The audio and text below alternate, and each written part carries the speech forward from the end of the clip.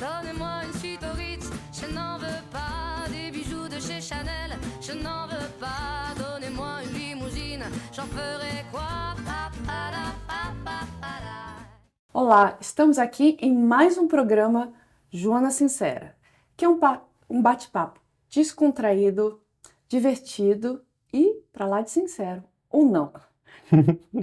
Estou aqui com um convidado especial, meu colega e amigo, Dr. Marcelo Sampaio Mota. Exatamente. Médico brasileiro, psiquiatra, que mora aqui em Portugal. Olá, pessoal.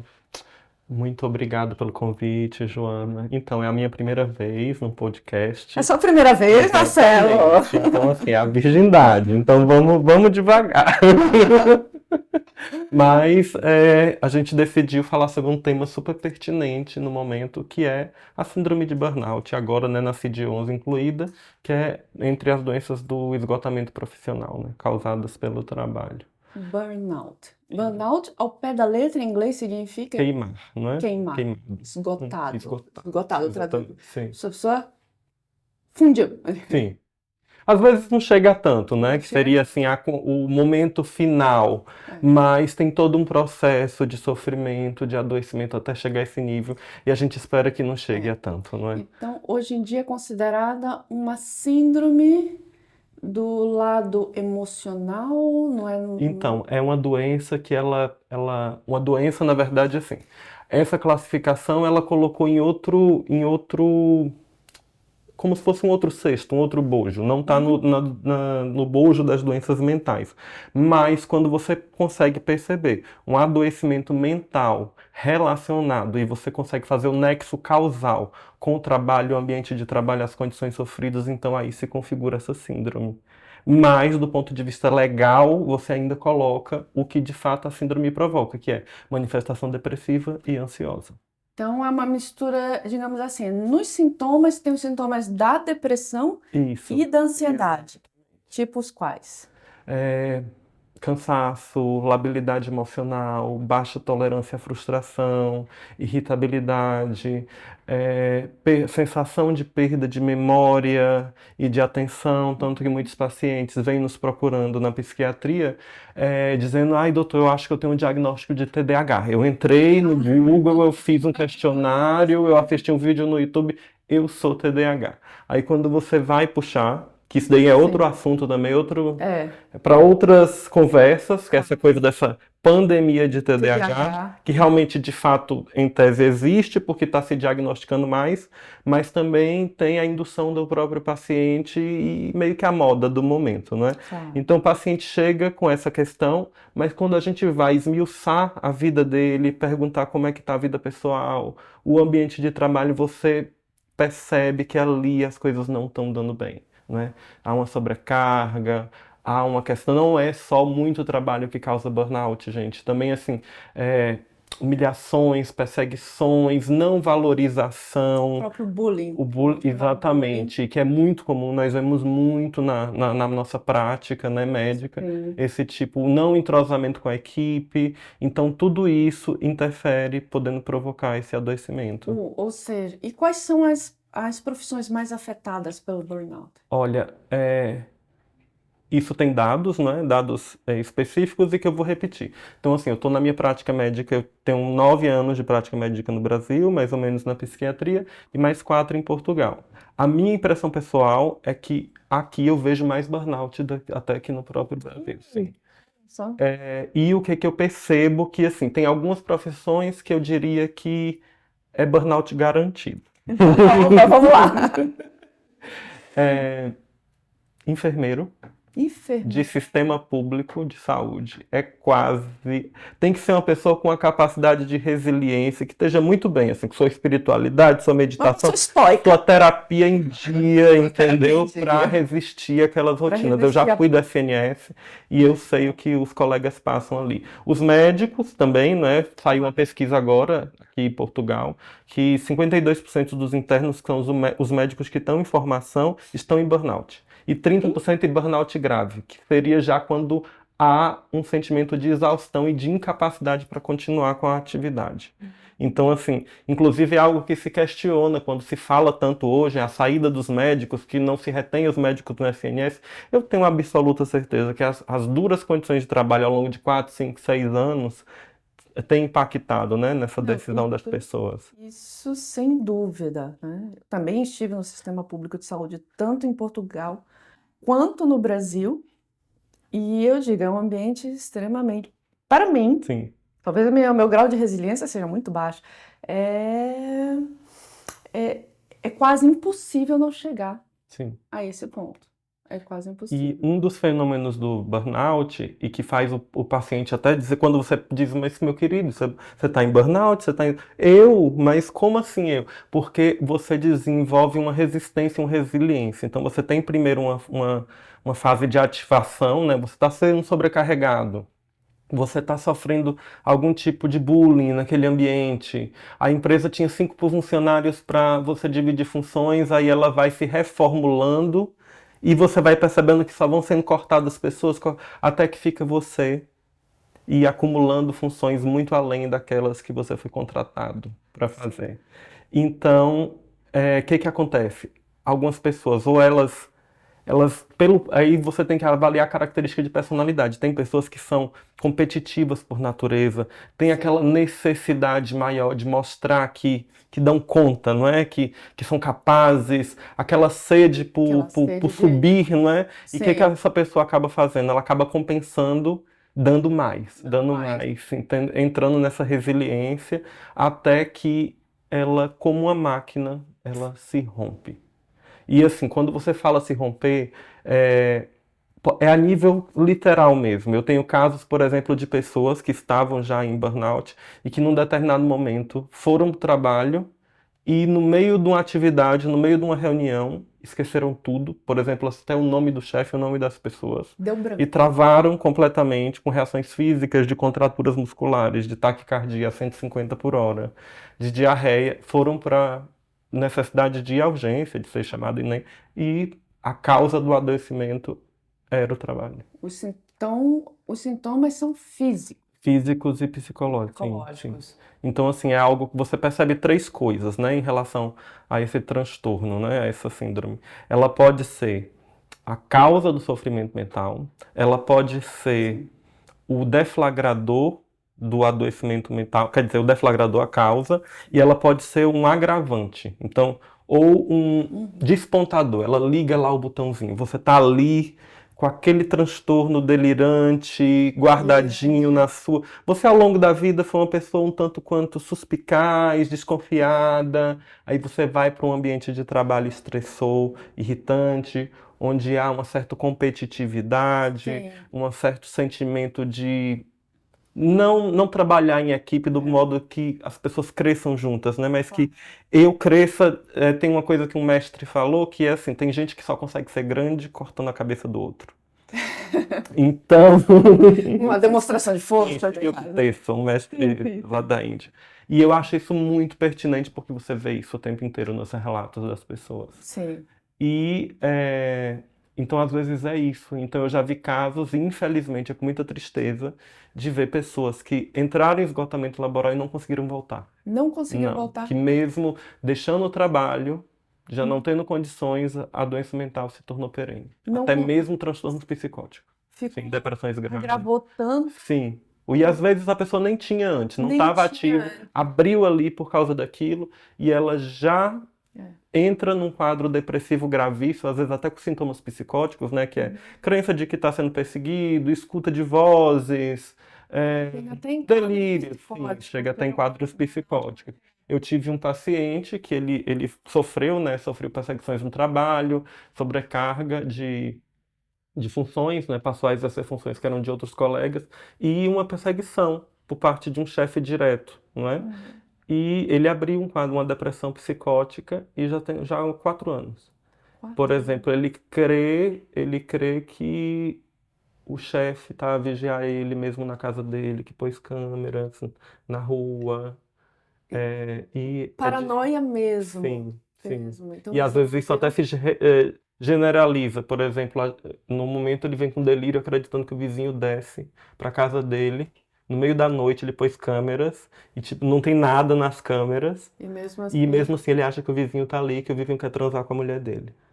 Então, assim, são coisas desse nível e percebe-se, ele era completamente, claro, com certeza tinha alguma fragilidade genética, sim, já tem uma psicológica ali, predisposição. mas o momento de abertura do quadro foi após as perseguições no ambiente de trabalho. Eu sei que o burnout pode ocorrer com qualquer pessoa, mas existe algum perfil mais propenso? Existe algum Essas pessoas que têm essa ambição maior e essa personalidade mais competitiva.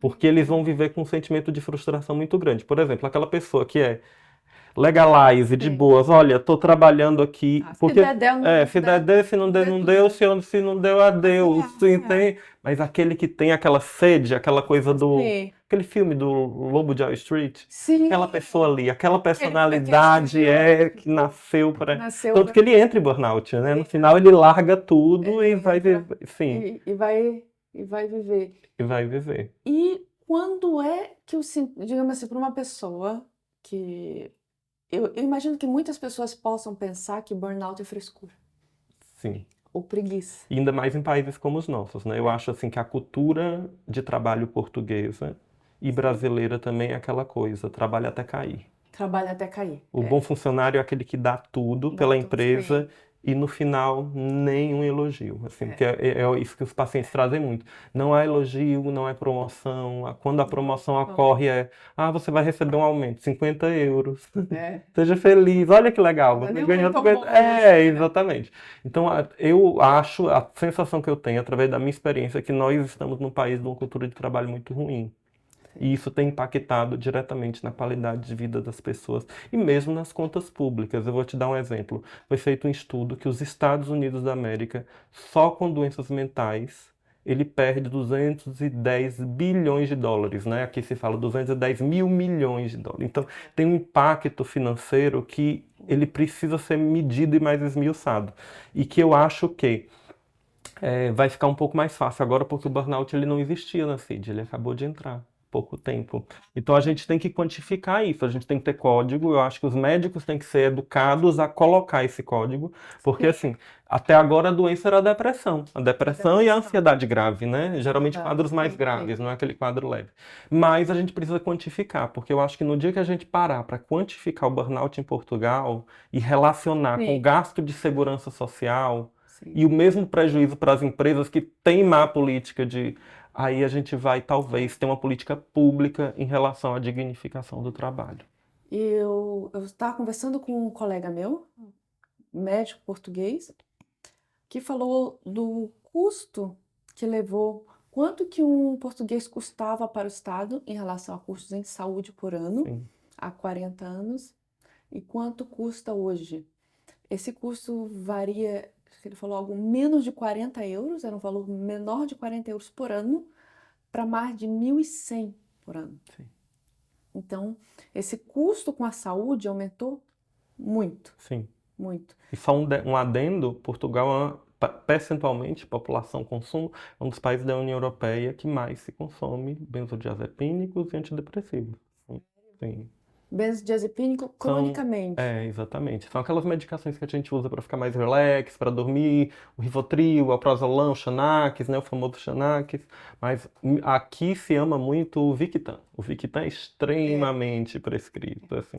E o que é engraçado na minha prática clínica, que eu sempre tenho que perguntar se a pessoa toma medicamento ou não, a maioria dos meus pacientes nem consideram que isso é medicamento. Sim, acho. Você tem alguma doença? Não, mas não toma nada, nem um comprimidinho. Aí começa a soltar. Sim. Aí eu tomo sim um comprimidinho para dormir. Um comprimidinho para dormir. É medicamento? Não, é comprimido para dormir. Sim. E quando vem um medicamento indutor do sono, um ansiolítico? Mais um efeito relaxante, entende? Relaxante. Tanto ansiolítico a nível central e relaxante a nível periférico. Mas com o tempo esse medicamento não vai causando intolerância? Sim, vai causar.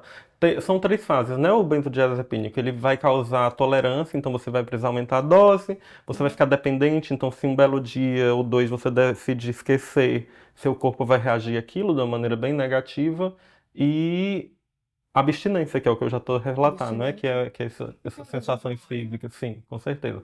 No longo prazo, longo a prazo. perda de memória, de atenção, né? Em idoso, risco de queda também, porque ele mexe com a orientação temporoespacial. Tempo espacial. E agora, quando é que tu achas, por exemplo, que um trabalhador pode suspeitar que ele está com burnout? Quando Quando ele... pensar no trabalho é causa de sofrimento. Ah, Não é só de pensar. Só de pensar. Só de pensar já dispara. Exatamente. E Entendi. quando ele vê que a coisa está se alastrando, aquele sofrimento está ativando outras áreas, né? As Olha relações, aquele frio na barriga, aquela o prazer de prazer. viver, de fazer viver. coisas, já não há mais. Nem tem energia para fazer Exatamente. aquilo que gostava. Ele já sai esgotado, né? E assim, mas aí também a gente tem que questionar um pouco a romantização do trabalho, que é da nossa cultura também aqui, Sim. não é? Sim. Porque, assim, ou a cultura do trabalho, que é uma coisa muito forte, tipo, é quase um ditame espiritual, como lá no Japão, que as pessoas Sim. caem e morrem, não é?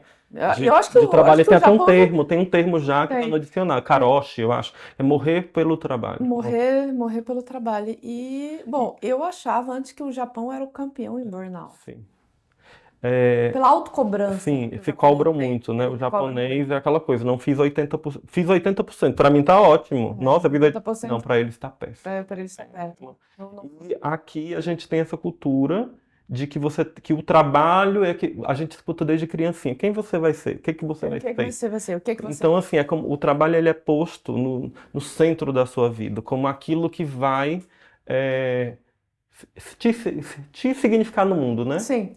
Mostrar quem é você, qual é o seu Você personagem no guarda mundo. essa Exatamente, posição. exatamente. Mas se você for para parte assim, nesse sentido eu vou citar a Bíblia, mas eu considero aquilo um mito, tá bem? É um mito. No mito bíblico, quando Deus, né, expulsa o homem do paraíso, que eu entendo como o rompimento, né, da consciência humana com a consciência universal, a maldição é: viverás com o suor do teu rosto, ganharás o pão com o suor do teu rosto e parirás com dor. São as duas maldições.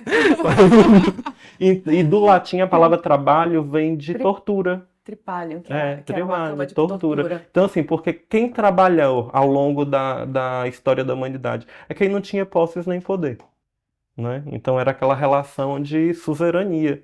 Você era plebe ou suzerano, né? Trabalha Então, quem deve, não trabalha quem exatamente. pode. Trabalho não era algo para Então, aí hoje, agora, a coisa, o nível de poder, a concentração de renda aumentou muito, então a plebe aumentou ainda mais, né? Estamos todos na plebe, Estamos correndo risco aí. Estamos todos no tripalho. No tripalho. Mas é isso, eu acho que não, a gente tem que questionar a romantização e entender que trabalho é ganha-pão. Nem sempre vai ser prazeroso, vai ser gostoso, mas não pode ser adoecedor. A gente tem que estar sempre ali refletindo até que ponto está valendo a pena, não é? Não é para te consumir. Não é para te consumir, não é para te queimar, né?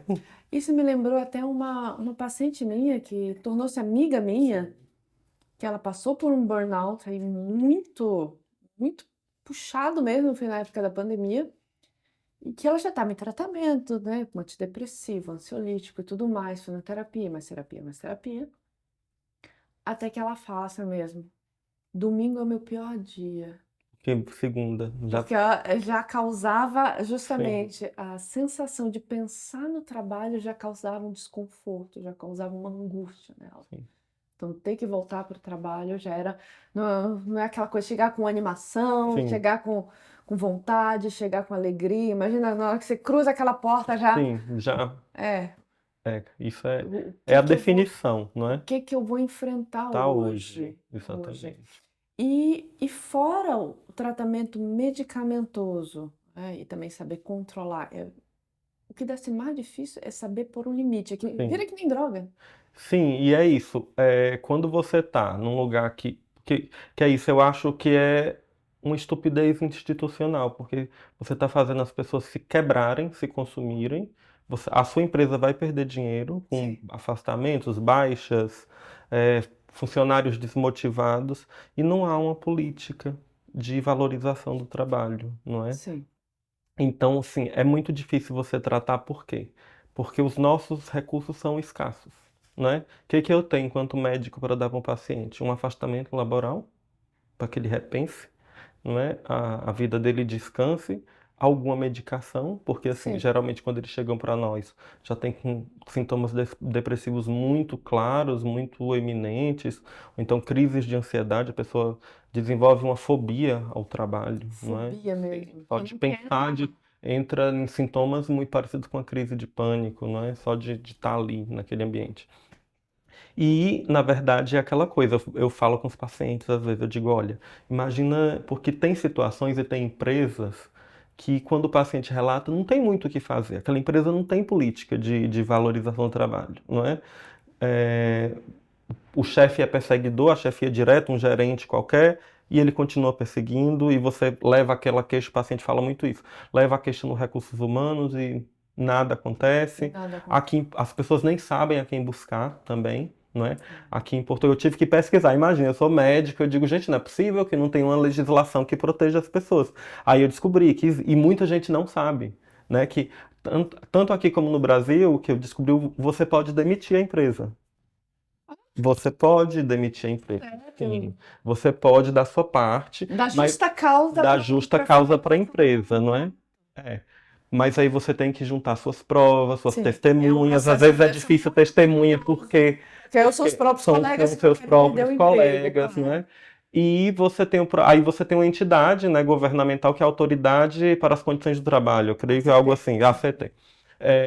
Só que aí você dá a entrada na CT, não é? Só que a CT demora meses a fazer a vistoria. Então, assim, imagina você ficar meses no ambiente que está te consumindo, sob pressão direta, sob humilhações.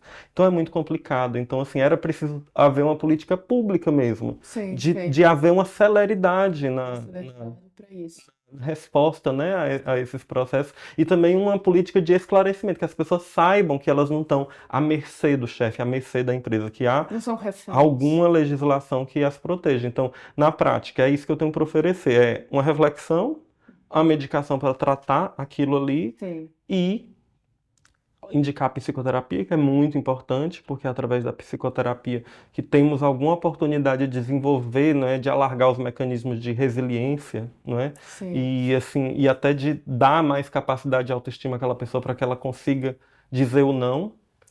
E que caso esse não seja ouvido, para que no futuro ela tenha coragem de dar um passo que é difícil a gente falar, mas é o que eu brinco com os pacientes. Eu brinco não, né? É uma metáfora. Eu digo, olha, se você estava andando e um caco de vidro entrou no seu pé, você veio aqui, você quer que eu suture isso, né? Que eu passe um fio e feche. Mas o caco de vidro está lá dentro. O caco é o seu trabalho. Então a gente vai, que Não é remédio para dor. exatamente. Eu digo, olha, às vezes eu falo para o paciente, na real, a gente está aqui só te anestesiando. Isso daqui não é psiquiatria de respeito, de qualidade, porque eu tô te dando a medicação só para você se aguentar em pé, não é? Porque o fator estressor tá aí e você ainda não teve condições. E assim, eu não posso também cobrar isso. As pessoas têm casa para manter, têm filhos, não é? Então, assim, para você sair de um ambiente desse, às vezes você tem que fazer um planejamento de médio e longo prazo, né? Você acha que as pessoas que têm dificuldade de dizer não? Eu acho que sim. Eu acho que sim. E que parte dessa cultura de trabalho de eu sou teu chefe, tu é meu funcionário e faça assim para mim. Sim, sim. Né? E da desvalorização. Eu vejo aqui empresas, por exemplo, um ramo, né, que a gente estava falando das profissões, que é quase garantido. Enfermeiro. Médico, enfermeiro, professor é geral, professor é geral. Professor. Sistema público tá, tipo, eles falam, né? Eu tenho muito paciente professor, e eles dizem assim, minha sala tinha 20 alunos, depois foi para 25, hoje eu tenho sala com 35. Aí tem também a questão das leis de inclusão, né? Então, assim, crianças, às vezes, com necessidades especiais, às vezes necessidades especiais graves, são colocadas em sala geral. Imagina, você gerir Sim. uma sala de aula e ainda tá ali com uma doença mental, um retardo mental grave, Sim. alguma coisa nesse sentido, não é? Então, assim, é muito desgastante, é uma profissão desgastante. Forças policiais, não é? Forças policiais, que mais? As outras. Trabalhador de call center. Nossa, é quase garantido. Eu trabalhei em call center quando eu tinha 20 anos. Pois é, call center Eu é trabalhei. complicado, Eu muito sei. complicado. Trabalhei no Japão. São as metas, não é, É. absurdas, de números por dia, para aqueles que têm que fazer contrato, né, convencer pessoas. É, O é pior terrível. é que ninguém liga pro call center para elogiar. Sim. Só Você liga só pra vai ouvir merda o dia inteiro, dia não é, das pessoas, e você vai ter um capataz com um chicote que é cobrando te cobrando meta. metas de É. resolução e que aquela pessoa que te ligou xingando te deu Sim. um ok depois, uma notinha de 0 a 10 positiva, Gente, né? eu vou falar que banco também, serviço bancário. Sim, Os banco bancários também. estão Os bancários chegam para nós muito, assim também. estão muito. Sim. Agora uma coisa.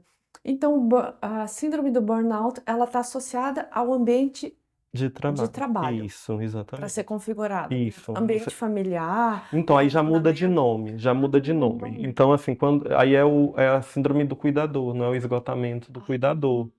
Que na prática é muito parecido com o burnout. Então, se você tem um vovozinho com Alzheimer, que precisa de apoio para tudo, desde tomar o banho até comer, e é você o tempo inteiro. Ou então, por exemplo, um autismo de grau 3, né? Que é aquele mais grave mesmo, que não Sim, aquele consegue que fica. nem fazer o Sim. próprio asseio, né? Se alimentar sozinho. Tem a que questão do. machucam, Exatamente, que tem os episódios de heteroagressividade e as mães, o índice de suicídio em mãe de autista tem aumentado muito, não é? Porque é isso, é um esgotamento do cuidador e uma total sensação de falta de apoio do poder público, né? Dos mecanismos de saúde. Escolas e. Exatamente, escola apropriada, serviços para lidar com a urgência, porque às vezes há esses episódios de heteroagressividade, né? Onde em linguagem normal, o paciente surta, não é? Sim, E sim. que há mesmo agressividade, né? A coisa do quebrar objetos ou de atacar, né, o cuidador. E as pessoas se sentem órfãs, não é? Em relação a isso.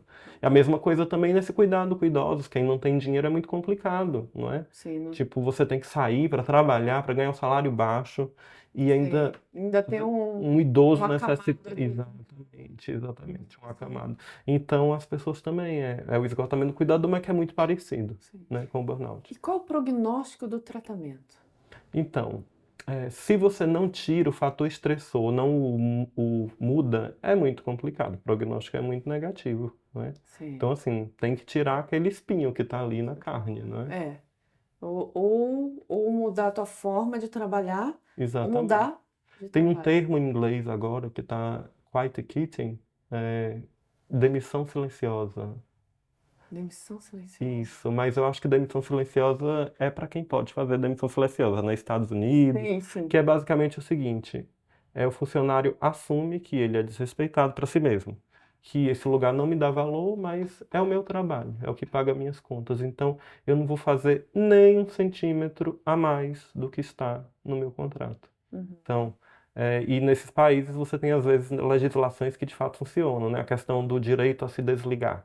Tipo, na França, se seu chefe te manda um e-mail depois ele já está configurado um motivo de denúncia, né? Você tem a legislação pegou, né? A gente tem eu acho que Portugal também tem legislação, mas é o que a gente chama em direito, né, de letra morta. Tá Letra escrito, morta, mas não pegou na vida real e não pega às vezes porque o próprio Estado não faz que pegue, É um né? acordo ortográfico. Tá Exatamente. escrito. Aí, essas pessoas optaram por isso. Então, numa reunião de trabalho, ela não vai dar sugestões de nada. Entendo. Ela não vai manifestar nenhum entusiasmo com aquilo. Ela vai bater cartão. Ela vai bater cartão, exatamente. E é uma maneira de também provocar imensos prejuízos, né? Sim, sim. Para Prejuízo para os dois lados. os dois lados. Porque você tem ali uma pessoa insatisfeita, desmotivada, que está ali Não está só produzindo. esperando a hora de chegar às 6 da tarde. E do outro lado, a empresa que não mal está pagando, Isso. mas não está tendo, Exatamente. não está tendo um serviço, digamos assim, proveitoso. Proveitoso. Então não tem esse Serviço de mínimo, né? Então, assim, qual é o mínimo? 60%? Eu vou dar 60%. Alguns estudantes para Sim. passar. Por exemplo, uma amiga minha agora, ela me deu um exemplo, né? E eu disse, entre em Keep Quiet, querida. Eu mesmo dei o conselho, porque ela está numa empresa que ela recebe reservas, né? E que quando ela consegue fazer com que a reserva seja diretamente com eles e não com essas plataformas, a empresa dava uma comissão de 20 euros. E em um mês eles conseguiram uma, uma, uma economia de 7.000 euros para a empresa. Pra E empresa. a empresa, mesmo assim, diminuiu essa comissão dos funcionários para 5 euros. Ah, Porque, assim, o que eu pensaria, né, numa empresa que tem política de valorização do trabalho? Sei lá, 20%. Não, 20% é pouco. 30% desse lucro, foi inesperado, eram 7.000 euros que estava perdido. Divide com tua equipe. sim. Divide com tua equipe. Já veio com. Pois Já é, mais aquele um. dinheiro já não era seu, aquilo ali é para outras pessoas. Para grandes plataformas, divide com a tua equipe, valoriza o teu funcionário. Teu funcionário vai acordar com outro pique para trabalhar para você, né? Mas tu acha que está tendo uma desvalorização, ou nunca houve, do fator humano? Eu acho que, a depender do lugar, nunca houve, né? Nunca houve. Eu acho assim que no Brasil ainda está engatinhando, mas eu acho ainda que está à frente de Portugal nesse Sim. sentido, já, Sim. porque assim você já tem muito material, não é, assim teórico falando sobre esse assunto, Sim. a nível de legislação, não é, também. Então eu acho que aqui a gente está um pouco que engateando, ainda não abriram os olhos para o nível de perda a nível humano e financeiro que isso está provocando, esse problema está a provocar. E não se percebe, não é, que está sendo organizada nenhuma política pública nesse Pública sentido.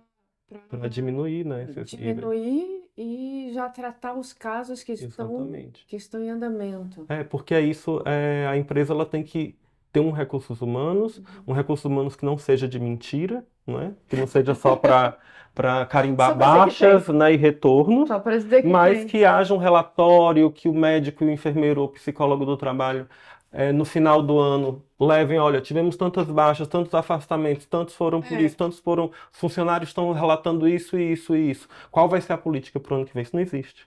Eu nunca ouvi isso. E isso é política de valorização do trabalho, que não há, Sim, entende? sim, fazer. Que não- Exatamente. E às vezes o que não vai pelo amor, né? Que a empresa deveria ir pelo amor e todo mundo ia ganhar, o funcionário ia estar feliz, Sim. ela ia estar ganhando mais por ter uma pessoa motivada, vai pela dor, que seria o quê? A fiscalização dura do Estado, que também não há, né? Que a lei não pegou. Na prática existe, mas então a gente fica numa encruzilhada do destino, né? Não sabe bem. Encruzilhada do destino. É. Então, aqui eu agradeço imensa a participação do colega. Mais uma vez, fica a dica de não fazer o autodiagnóstico pelo Google, agora Sim, pelo pelo Google e YouTube. pelo YouTube. Eu acho que agora o YouTube está mais do que o Google, que a pessoa começa a ver vídeos e se identifica. Apesar, no burnout especificamente tem umas escalas gratuitas. Eu me esqueci, eu acho que é a OB, perdão, eu não me lembro a sigla. Mas assim, se você botar lá no Google escala, questionário, autoquestionário burnout, ele já é uma escala validada. Às vezes, daquele questionário que tem assim umas 30 perguntas, já você consegue acender a luzinha de, pessoa- opa, A pessoa tem alguma coisa tem- errada aqui. Não é só ou que está, digamos assim, a pandemia do TDAH. Isso. A questão do TDAH, já puxando um ganchinho, é que porque fala em déficit de atenção, Sim, eu acho que em algum momento do dia ou da vida, todos nós vamos ter falta de atenção. exatamente. Por N motivos. Por N E o motivos. problema é que eu falo para os pacientes, gente, falta de atenção, que eu prefiro não chamar de déficit, e de memória é comum a praticamente todas as doenças psiquiátricas, vai nas psicoses, nos transtornos afetivos, vão aparecer, entende? Num dia de cansaço. Aí as pessoas nos procuram, né? No link ainda, burnout e TDAH. Você tem que ter, para você dizer assim, pensar sugestivamente em TDAH, você tem que ter uma história. Se você está com Sim. 35 anos, vamos olhar como é que você estava, seu desempenho aos 12, como é que era, entende? Não pode ser agora, porque você está fazendo uma atividade que está te consumindo, que não te dá prazer nenhum e que por isso você tá ter brancas e não consegue Sim. manter a atenção. E em relação a essa atenção, também outro adendo, que é a dependência a telas. Já tem pesquisas, né, com ressonância marcada, não é, que a dependência a telas está fazendo o cérebro se comportar como um cérebro de déficit de atenção. Sim. Sério. Sim, pessoas que não têm o transtorno, mas que passam a se comportar como se o tivesse. Como se eu Porque tivesse. você tem, o que o nosso cérebro quer? Ele quer dopamina. não é? E dopamina, que é o que dá prazer, o que dá iniciativa, né? É o neurotransmissor da iniciativa. Cada vídeo no TikTok engraçado e novo é um gatilhozinho de dopamina. Aí Sim. você vai e tem que fazer a minuta de um contrato. E você tem aqui o seu telemóvel te dando dopamina o tempo inteiro.